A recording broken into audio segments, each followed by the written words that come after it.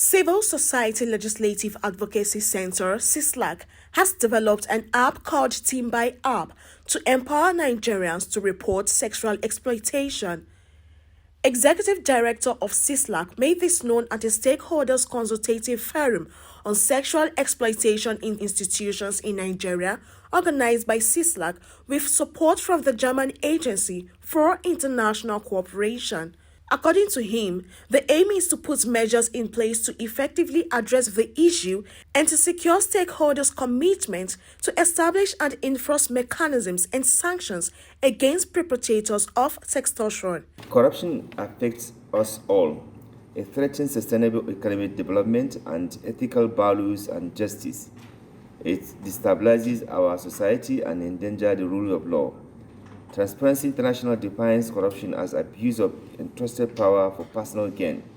It can be defined as a grand, petty, and political depending on the peculiarity of each case. Not all forms of corruption include or involve money, and that is where sexual exploitation falls. According to the UNODC 2020 survey, 41% of the both men and women think that body currency, the exchange of sex in return of preparatory treatment, happens very frequently in Nigeria. Another 30% are convinced that it happens frequently. Most victims and survivors of the sextortion, which is termed as body currency in Nigeria, are unable to reluctant to speak out. The executive director said there was need for all Nigerians, especially victims of sexual exploitation in institutions in Nigeria, to understand their rights and also speak out to enable the school management or anti-corruption agencies to sanction for perpetrators. CISLAC has created, a trusted electronic channel, which is called TIMBY. It's an app and physical complaints and reporting channel for people who pursue psychological support and redress. This is in line with one of the Nigerian commitments under the Open Government Partnership (OGP) to support victims and witnesses of corrupt practices. I must at this point recognize the immense support of our partner, GIZ, for providing the much needed resources under the framework of the project as commissioned by the government of the Federal Republic of Germany.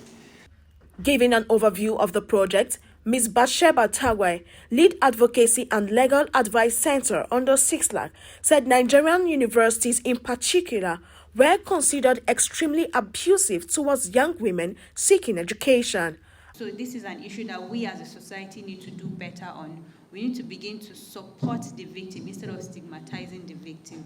We need to begin to help to ease the trauma that they are going through instead of adding to that trauma.